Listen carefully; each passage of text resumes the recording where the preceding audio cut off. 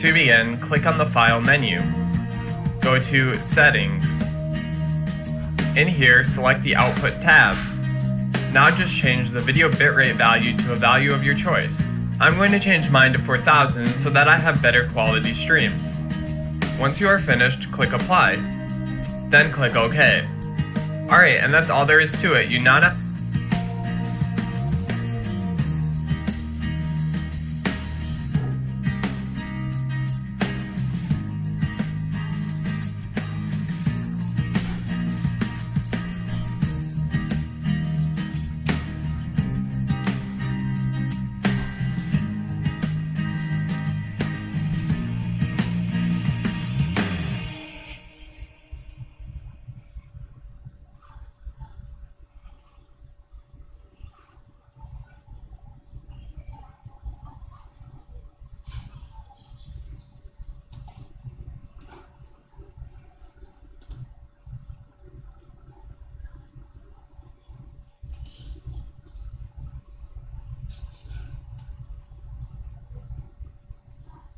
Hello and welcome to more Nerdy Rodent Geekery. This time it's about live streaming through OBS now, and then make a note of the suggested maximum resolution and minimum bitrate, as you're going to need these in a second.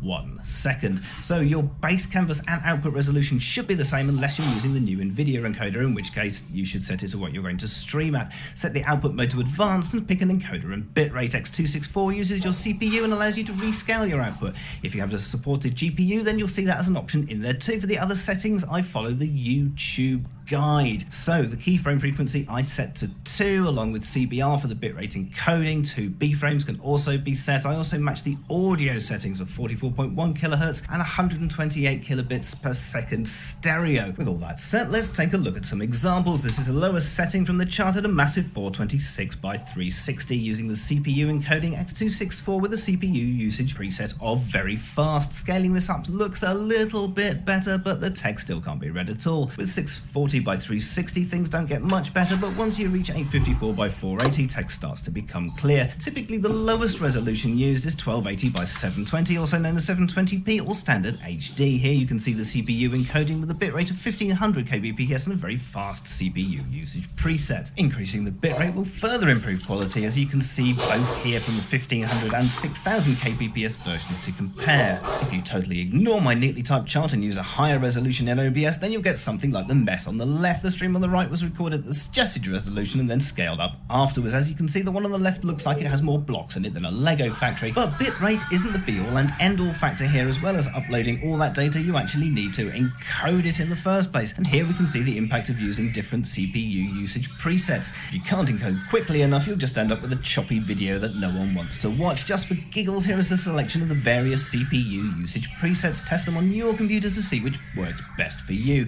The chances are you won't ever use very slow. If you're using GPU encoding, then things look slightly different. Compare max performance versus max quality. It's quite obvious that the max performance is a bit rubbish. Even at 3000 kbps, it looks like the 500 kbps for recording from earlier.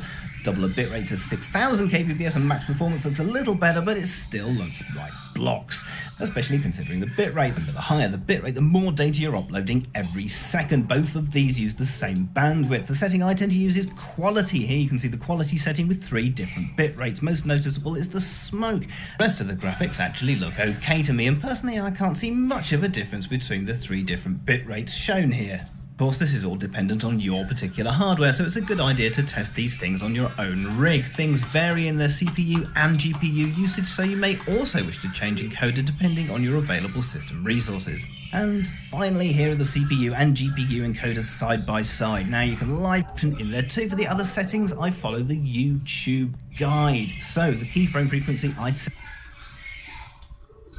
to 2 along with CBR for the bit.